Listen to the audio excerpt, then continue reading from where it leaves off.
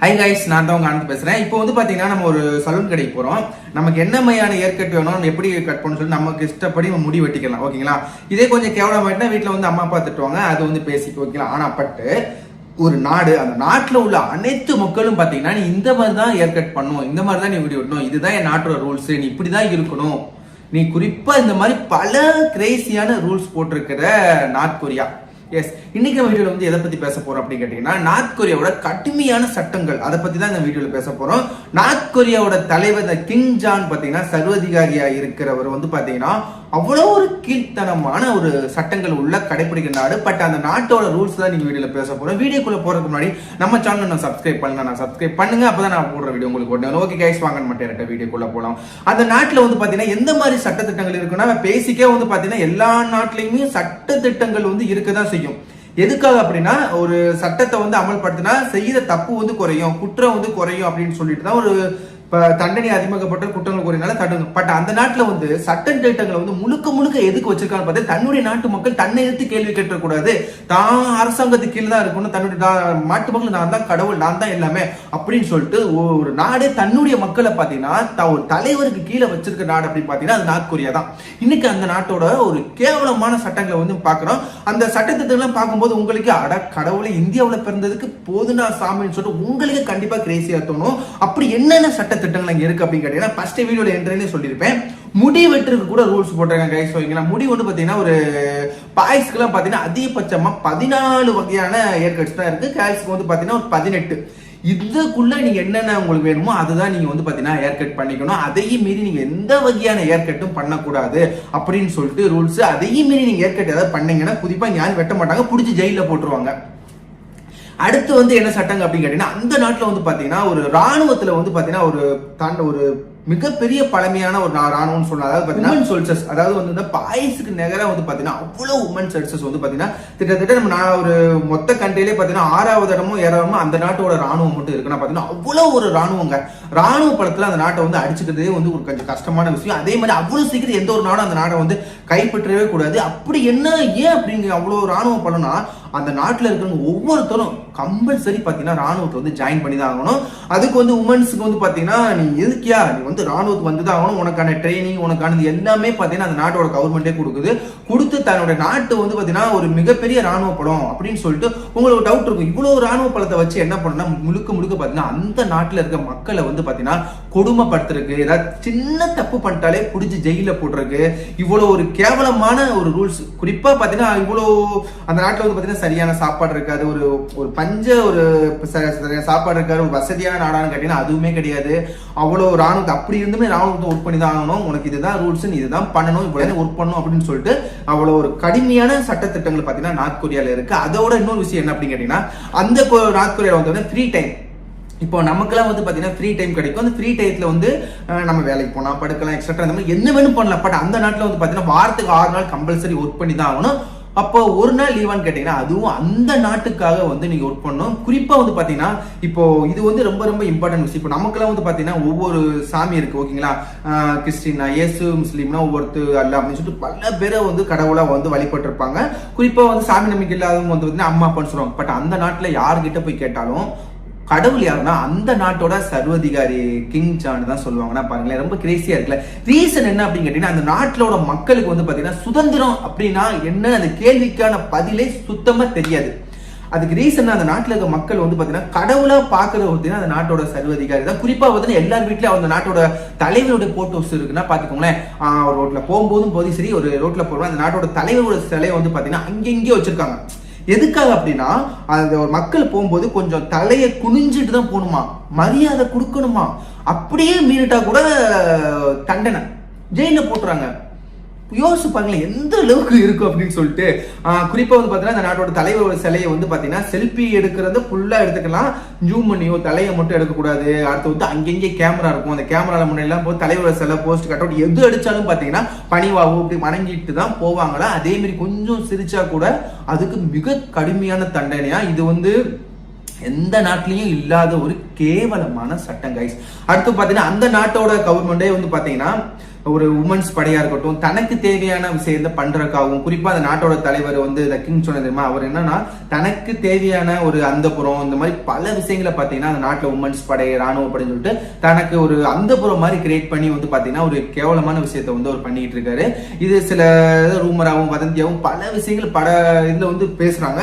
மெயினா வந்து பாத்தீங்கன்னா அந்த நாட்டுல வந்து பல விஷயங்கள் வந்து வெளியே வர்றதே கிடையாது. என்னன்னா அந்த நாட்டுல அவ்வளவு சீக்கிரமா ஒரு டிவியோ நியூஸோ எதுவுமே பாத்தீங்கன்னா அந்த நாட்டுல இருந்து ஒரு விஷயத்தை கவர் பண்ணிட்டு வெளியே வந்து வெளியேறது சுத்தமா தடை.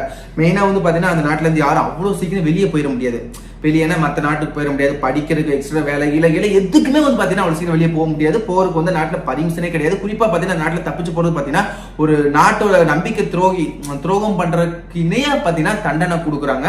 அவ்வளவு குறிப்பா நம்ம டூரிஸ்ட் எல்லாம் போனோம்னா ஒரு சிலது அது ஒரு சில ரூல்ஸ் இருக்கு, போகலாம். அவங்க சொல்ற இடத்துல சொல்ற கைடன்ஸ் அதை ரூல்ஸ் பண்ணி அதை மட்டும்தான் ஃபாலோ பண்ணி அங்கங்க தான் போகணும். எல்லா இடமும் போயிடவே முடியாது.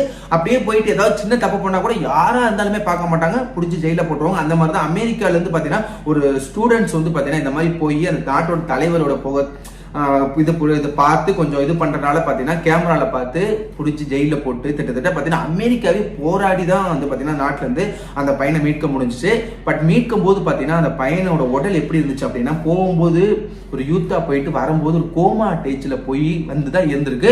கடைசியா வந்து ஒரு 15 நாளே பாத்தீங்கன்னா டெத், அந்த பையன் வந்து இறந்துட்டான். இதுக்கான விடையை வந்து நார்த் கொரியாவோட வந்து அமெரிக்கா பல முறை கேட்டிருக்கு. கேட்டதுக்கு பாத்தீங்கன்னா எந்த ஒரு ஆன்சரும் எதுவுமே பண்ணல. என் நாடு இதுதான் என் சட்டம், இப்படிதான் நான் இருப்பேன் அப்படின்னு சொல்லிட்டு தான் இருக்காங்க. ஏன் அந்த நாட்டை வந்து அவ்வளவு சீக்கிரம் போர் பண்ணியோ எது பண்ணி வெல்ல முடியாது அப்படின்னு சொல்லிட்டு நான் அடுத்த வீடியோல பேசுறேன். இப்போ வந்து நாட்டுல இருக்கிற ஒரு சட்ட திட்டங்களை மட்டும் நான் பேசிட்டு இருக்கேன். அடுத்த சட்டம் பாத்தீங்கன்னா ஜூலை 8, அடுத்து வந்து டிசம்பர் 17.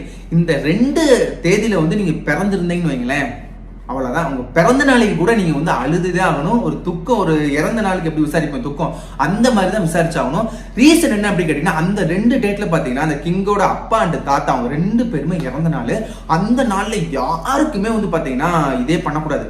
குறிப்பா பிறந்த நாளோ கேக் வெட்டுறதோ எந்த ஒரு பென்ஷன் செலிப்ரேட் எதுவுமே பண்ணக்கூடாது. குறிப்பா அந்த நாட்டில் பிறந்த நாளே இருந்தாலும் சரி, எதுவுமே மெயினா வந்து பாத்தீங்கன்னா நாட்டுல வந்து அந்த டேட்ல வந்து எதுவுமே வைக்க மாட்டாங்க. ஒரு நல்ல விஷயங்கள் எதுவுமே வைக்க மாட்டாங்க. தப்பி தவறி நீங்க பிறந்துட்டீங்க அப்படின்னா பிறந்த நாளைக்கு கூட பாத்தீங்கன்னா அழுதுட்டு தான் ஆகணும். எந்த ஒருமே மறந்துக்கூடாது. அவ்வளவு ஒரு இது. ஏன்னா அந்த தலைவர்களுடைய இறந்த நாளை வந்து பாத்தீங்கன்னா மொத்த நாடே பாத்தீங்கன்னா துக்கம் அனுசரிக்கணும் அப்படின்னு தான் சொல்றாங்க. மெயினா ரீசனே அந்த நாட்டை பத்தி வந்து பாத்தீங்கன்னா மக்களுக்கு வந்து புரிதல் இல்லை அப்படின்னு கேட்டீங்கன்னா, அந்த நாட்டுல வந்து பாத்தீங்கன்னா மெயினான அந்த டிவி ஷோ, இப்ப நம்மளாம் இருக்கோம், நம்ம வந்து இன்ஸ்டாகிராம் யூஸ் பண்றோம், எவ்வளவு யூஸ் பண்றோம். நம்ம இங்க இருந்துகிட்டே பாத்தீங்கன்னா மொபைல் வந்து வேற ஒரு நாட்டுல நடக்கிற விஷயத்த வந்து பார்க்க முடியுது. அந்த நாடு இந்த நாடுன்னு சொல்லி பல விஷயங்கள் பார்க்க முடியுது. கூகுள்ல சர்ச் பண்ண முடியுது. சில நம்ம நாட்டோட மூவிஸை தவிர்த்து வேற லாங்குவேஜ், வேற மூவிஸ், அந்த நாட்டோட கலாச்சாரம், இங்க இருந்துகிட்டே நம்ம அங்கே என்ன நடக்குது அப்படின்னு சொல்லிட்டு பல விஷயங்களை வந்து பண்ண முடியுது. பட் அந்த நாட்டுல வந்து பாத்தீங்கன்னா ஒரு 3 டிவி சேனல் தான் இருக்கு. இந்த 3 டிவி சேனல்லே பாத்தீங்கன்னா அவங்க நாட்டோட விளம்பரத்தை தான் போடுவாங்க, அவங்க தலைவரோட பத்தி தான் பேசுவாங்க, அந்த நாட்டோட அருமை பெருமையை தான் பத்தி வந்து பேசி ஃபுல்லா அவங்களுக்கே வந்து ஒரு சாதகமா பண்ற நாடுன்னா அதுதான். அதையும் மீறி வந்து பாத்தீங்கன்னா வேற வெளி உலகத்துக்கான தெரியறதுக்கான வாய்ப்பே கிடையாது. ஏன்னா நாட்டுல கூகுள் நெட்ல இருக்காதுன்னு கேட்டீங்கன்னா இருக்கும், சம்மன் இருக்கும். பட் வெளியே எதுவுமே சர்ச் பண்ண முடியாது. குறிப்பா அந்த நாட்டுக்குள்ள சர்ச் பண்ணிக்கலாம். அந்த நாட்டுக்கு அகைன்ஸ்டா எதை சர்ச் பண்ணாலும் வரவே வராது. ஃபுல்லா வந்து பேன் பண்ணி வச்சிருக்காங்க. வேற திருட்டுத்தனமா ஒரு வெப் சீரிஸோ ஒரு சீரியல், மிஞ்சி போன ஒரு சீரியல், ஒரு அமெரிக்கால ஒளிபரப்புற ஒரு சீரியலை திருட்டுத்தனமா பார்த்துட்டா கூட அதுவே பாத்தீங்கன்னா ஒரு மிகப்பெரிய குற்றமா கருதி புடிச்சு ஜெயில போட்டுறாங்க.